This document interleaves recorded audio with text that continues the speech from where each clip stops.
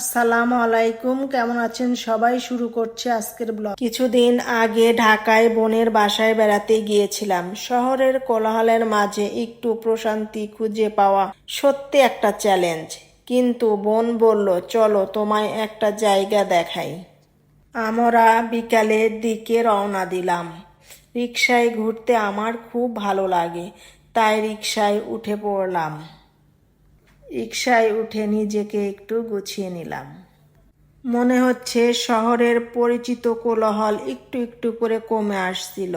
ঢাকার এই অংশটা যেন অন্যরকম, কম মানুষ, খোলা বাতাস, মেঘলা আকাশ। মনে হচ্ছিল একটু একটু করে শহরের বাইরে চলে যাচ্ছি।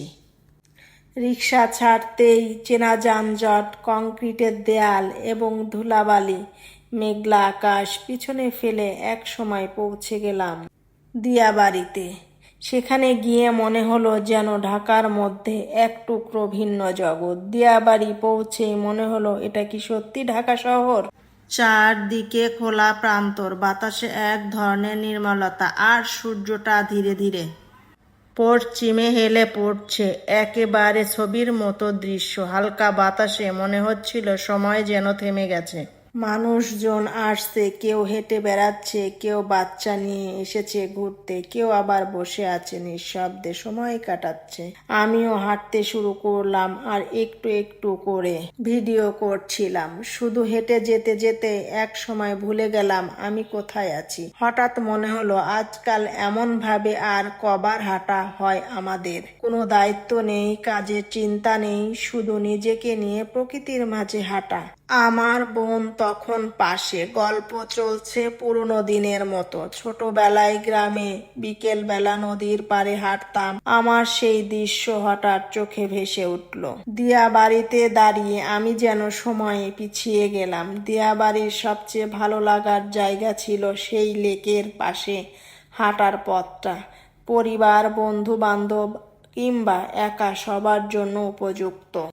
আমাদের বাচ্চারা দেখেন কি সুন্দর মজার খেলায় মেতে উঠেছে। ওরা ওদের পিচ্চি ভাইটিকে নিয়ে সুন্দর করে হাত ধরে হাঁটছে। খুব ভালো লাগছে দেখতে। সবাই দোয়া করবেন আমার বাচ্চাদের জন্য। হাঁটতে হাঁটতে পৌঁছে গেলাম কৃষ্ণচূড়া গাছের কাছে। একদিকে সন্ধ্যা নামছে, আর গাছে ফুটে আছে লাল টুকটুকে কৃষ্ণচূড়া ফুল। অপূর্ব একটা দৃশ্য। দেখেন ওই যে দূরের আকাশে কি সুন্দর আলো জ্বালিয়ে প্লেন যাচ্ছে। দৃশ্যটা চমৎকার, তাই না? আপনাদের দেখালাম। সেদিনের আবহাওয়া অনেক সুন্দর ছিল। প্রচন্ড বাতাস ছিল, মেঘলা আকাশ। পরন্ত বিকেলে আমি হাসছিলাম আর ভিডিও করছিলাম আপনাদের জন্য। সন্ধ্যাবেলা কিছু ছবি তুললাম, ভিডিও করলাম।